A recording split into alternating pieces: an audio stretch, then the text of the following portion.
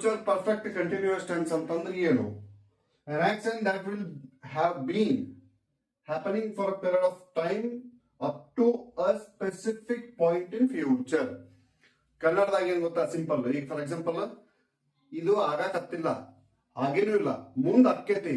ಹೆಂಗ? ಈಗ for example ನಾಳೆ ಬೆಳಿಗ್ಗೆ 6 ಗಂಟೆಗೆ ಇಂಟರ್ಸಿಟಿ ಹತ್ತಾವ, ಹೊನ್ನಾಳೆ ಕೆಲ್ಸ ಐತ್ ನಂದು.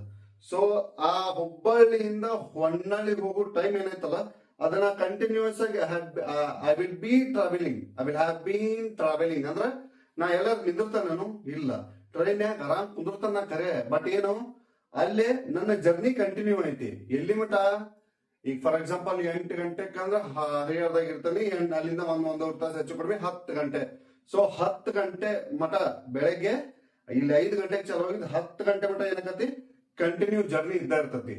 ಅದನ್ನ ನಾ ಏನ್ ಮಾಡ್ಬೇಕು? ಫ್ಯೂಚರ್ ಪರ್ಫೆಕ್ಟ್ ಕಂಟಿನ್ಯೂಸ್ ಟೆನ್ಸ್ ಒಳಗ ಹೇಳ್ಬೇಕು.